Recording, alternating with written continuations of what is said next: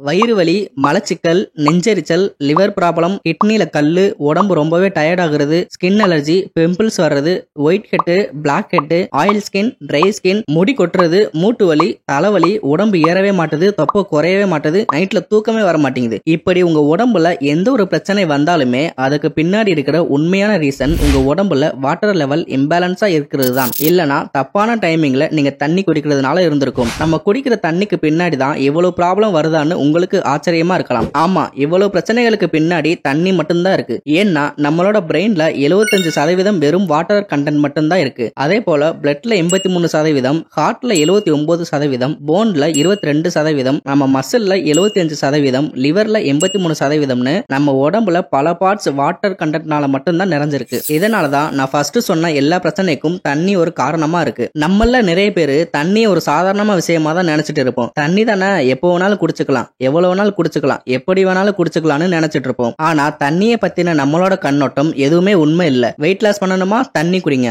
Weight gain பண்ணணுமா, தண்ணி குடிங்க. உங்க ஃபேஸ் பார்க்க பிரைட்டா பளபளன்னு இருக்கணுமா, அதுக்கு நிறைய தண்ணி குடிங்க. இப்படி தண்ணி குடிக்கிறதுல ஏகப்பட்ட நன்மைகள் இருந்தாலுமே தண்ணியை நம்ம சரியான அளவுல குடிக்கணும், சரியான முறையில குடிக்கணும். சில தப்பான நேரங்கள்ல தண்ணி குடிக்கவே கூடாது. இப்படி சயின்ஸ் படி பல ரூல்ஸ் இருக்கு தண்ணி குடிக்கிறதுக்கு. இந்த ரூல்ஸ் தெரியாம நீங்க அதை மீறும் போதுதான் உங்க உடம்புல ஏகப்பட்ட ப்ராப்ளம்ஸ் வருது. சோ அதனாலதான் இன்னைக்கு வீடியோல 4 முக்கியமான விஷயங்களை சொல்ல போறேன். நம்பர் 1, தண்ணி எந்தெந்த நேரத்துல குடிக்க கூடாதுன்னு பார்க்க போறோம். நம்பர் 2, உடம்புல தண்ணி குறைஞ்சிருச்சுன்னா அதை எப்படி கண்டுபிடிக்கிறதுன்னு பார்க்க போறோம். நம்பர் 3, நீங்க ஒரு நாளைக்கு எவ்வளவு தண்ணி குடிக்கணும், எவ்வளவு தண்ணிக்கு மேல குடிச்சா ஆபத்துன்னு பார்க்கலாம். நம்பர் 4, எந்த பொசிஷன்ல தண்ணி குடிச்சா எந்த மாதிரி ஆபத்து வரும்னு பார்க்க போறோம். இந்த 4 விஷயங்களுமே ரொம்ப ரொம்ப முக்கியம். சோ மிஸ் பண்ணாம வீடியோவை கடைசி வரை பாருங்க. Number 1, water drinking timing mistake. நம்ம மக்கள் மொத்தமா தண்ணி 5 தப்பான நேரத்துல குடிச்சிட்டு இருக்காங்க. முதல்ல சாப்பிடுறதுக்கு முன்னாடியும் பின்னாடியும் தண்ணி குடிக்கிறது. நம்ம சாப்பிடுற சாப்பாடு வயிற்றுல செரிமானம் ஆகுறதுக்காக ஸ்டொமக்ல டைஜஸ்டிவ் ஜூஸ்னு உருவாகுது. பட் நீங்க சாப்பிடுறதுக்கு முன்னாடி அதிகமான தண்ணி குடிச்சீங்கன்னா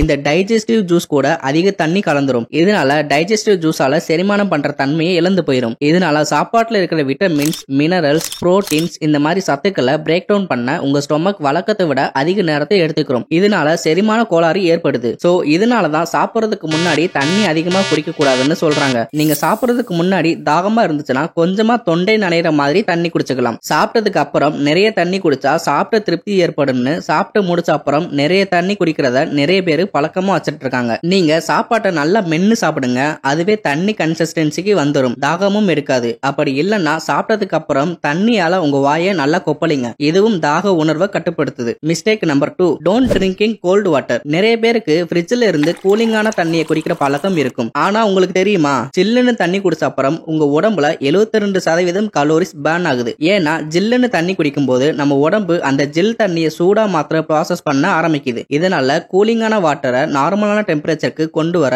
உங்க டைஜஸ்டிவ் சிஸ்டம் ரொம்பவே கஷ்டப்படுது. தேவையில்லாம அதுக்கு நீங்க எக்ஸ்ட்ரா ஒர்க் கொடுக்குற மாதிரி இருக்கு. எந்த ஒரு விஷயமும் எவ்வளவு கரெக்டா டைஜஸ்டிவ் ஆக முடியும்னா அது அதோட நார்மல் டெம்பரேச்சர்ல இருக்கும்போது மட்டும்தான். அதுவே ரொம்ப சில்லுன்னும் இருக்கக்கூடாது, ரொம்ப சூடாவும் இருக்கக்கூடாது. நீங்க அதிகமா ரொம்ப சூடாவோ ரொம்ப சில்லுனோ தண்ணி குடிக்கும் போது உங்க உடம்புல வாதம், பித்தம், கபம் போன்ற பிரச்சனை வந்து உங்களுக்கு மலச்சிக்கலை ஏற்படுத்துது. Mistake number 3, don't drink water before you sleep. ஒரு சிலர் தூங்குறதுக்கு முன்னாடி அதிக தண்ணியை குடிச்சிட்டு தூங்குற பழக்கம் இருக்கும். நம்ம வீட்டு பெரியவங்க சொல்லுவாங்க, ஏன் இப்போ இருக்கிற டாக்டர்ஸ் கூட இதைத்தான் சொல்றாங்க, நைட்டு கம்மியா சாப்பிடணும், காலையில தான் அதிகமா சாப்பிடணும்னு. தூங்குறதுக்கு 2 மணி நேரம் முன்னாடியே படுத்தா சீக்கிரமா செரிமானம் ஆகிரும். நீங்க தூங்கிட்டு இருக்கும்போது உங்க பாடி பார்ட்ஸ் ரெஸ்ட் எடுக்கும். பட் நீங்க தூங்குறதுக்கு முன்னாடி அதிகமா தண்ணி குடிக்கிறது நீங்களே உங்க பாடிக்கு எக்ஸ்ட்ரா ஒர்க் கொடுத்து பாடி பார்ட்ஸை ரெஸ்ட் எடுக்க விடாம பண்றீங்கன்னு அர்த்தம். அது மட்டும் இல்லாம நடுராத்திரியில அடிக்கடி யூரின் போக வேண்டியிருக்கும். Mistake number 4, drink water your empty stomach. நிறைய பேருக்கு காலையில எந்திரிச்சதும் தண்ணி குடிக்கிற பழக்கமே இல்ல. தூங்கி எந்திரிச்சதும் பிரஷ் பண்ணிட்டு வாயை கொப்பளிச்சுட்டு தண்ணி குடிக்கிறது ரொம்பவே அவசியம். ஏன் அவசியம்னு சொல்றேன்னா, நீங்க நைட் சாப்பிட்ட பிளேட்டை கழுவாம அப்படியே காலையில அதே பிளேட்ல சாப்பாடு போட்டு சாப்பிடுற மாதிரி தான் காலையில வெறும் வயிற்றுல தண்ணி குடிக்காம வேற ஏதாவது சாப்பிடும்போது உங்க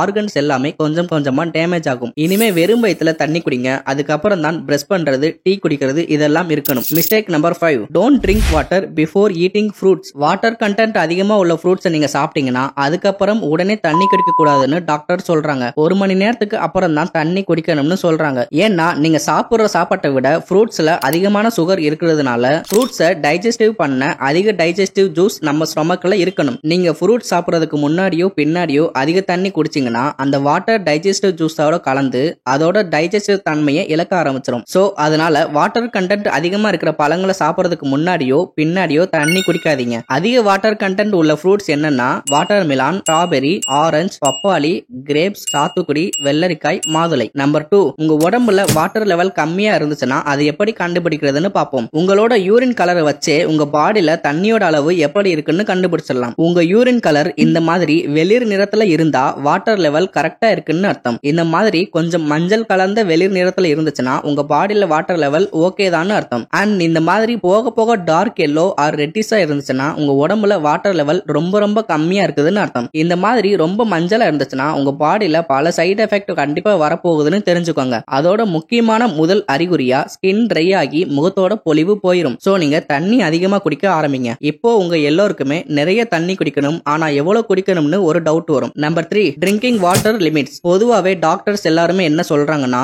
ஆண்கள் 3.7 லிட்டர், பெண்கள் 2.7 லிட்டர் தண்ணி குடிக்கணும்னு சொல்றாங்க. அவங்க சொல்லிட்டாங்கன்னு நம்மளும் எக்ஸாக்டா அதே அளவு குடிக்கணும், அதுக்கு மேல போக கூடாதுன்னு இருக்க கூடாது. ஒருத்தரோட உடம்புக்கு தேவையான தண்ணியோட அளவு அவங்களோட பாடி வெயிட்டை பொறுத்து அமையும். அவங்க செய்யற பிசிக்கல் ஆக்டிவிட்டி அவங்க இருக்கிற சூழ்நிலையை பொறுத்தும் அமையும். ஃபார் எக்ஸாம்பிள், வெயில்ல ரொம்பவே கஷ்டப்பட்டு வேலை பார்க்குறீங்க, ஜிம் போறீங்க, அதிகமா வேர்வை வரும்னா நீங்க எல்லாம் அதிகமா தண்ணி குடிச்சுக்கலாம். அதுவே நீங்க வீட்டுல சும்மா தான் இருப்பீங்கன்னா நீங்க எல்லாம் கம்மியான தண்ணியே குடிச்சுக்கலாம். ஒருவேளை தண்ணி அதிகமா குடிச்சிட்டே இருந்தா பிரச்சனை ஏற்படுமான்னு கேட்டா அளவுக்கு மீறினா அமிர்தமும் நஞ்சுங்கிற மாதிரி நம்ம உடம்புக்கு அமிர்தமா இருக்கக்கூடிய தண்ணியை அதிகமா எடுத்துக்கிட்டா அது ஆபத்துல போய் முடியும். தண்ணி குடிச்சா உடம்புக்கு நல்லதுன்னு நினைச்சிட்டு சும்மா சும்மா தண்ணியை குடிச்சிட்டே இருந்தா கண்டிப்பா உங்க கிட்னில நிறைய பாதிப்புகள் ஏற்பட வாய்ப்பு இருக்கு. நம்மளோட 2 கிட்னியுமே சேர்ந்து 1 மணி நேரத்துல 800 ml இருந்து 1 லிட்டருக்கான தண்ணியை மட்டும்தான் பியூரிஃபை பண்ணி யூரினா வெளியேற்ற முடியும். சோ நீங்க 1 மணி நேரத்துல 1 லிட்டருக்கு அதிகமான தண்ணியை குடிச்சிட்டா கூட உங்க சிறுநீரகத்துக்கு நீங்க அதிக வேலையை கொடுக்கற மாதிரி ஆயிரும். இப்படி தொடர்ந்து அதிக வேலையை உங்க கிட்னிக்கு கொடுத்தா ஃபியூச்சர்ல கண்டிப்பா ப்ராப்ளம் வரும். சோ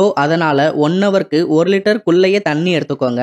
ஒரு தடவை 1 லிட்டருக்கும் கம்மியா தண்ணி குடிச்ச அப்புறம் திரும்ப 1 மணி நேரம் கழிச்சுதான் மறுபடி தண்ணி எடுத்துக்கணும்னு சொல்றாங்க. ஏன்னா நீங்க ஆல்ரெடி குடிச்ச தண்ணிக்கான வேலையை உங்க சிறுநீரகம் பண்ண ஆரம்பிச்சிருக்கும். அதனாலதான் ரொம்ப லேட்டா குடிக்கணும்னு சொல்றாங்க இப்போ உள்ள டாக்டர்ஸ். நம்பர் 4, எந்த பொசிஷன்ல தண்ணி குடிச்சா உங்க உடம்புக்கு ஆபத்துன்னு தெரிஞ்சுக்கலாம். நிறைய பேர் சொல்லிருப்பாங்க தண்ணியை உட்கார்ந்துதான் குடிக்கணும், நின்னுட்டே குடிக்க கூடாது, அதுவும் வாய் வச்சுதான் தண்ணி குடிக்கணும்னு சொல்லுவாங்க. ஏன் இப்படி சொல்றாங்கன்னு எப்பவாச்சும் யோசிச்சு பார்த்திருக்கீங்களா?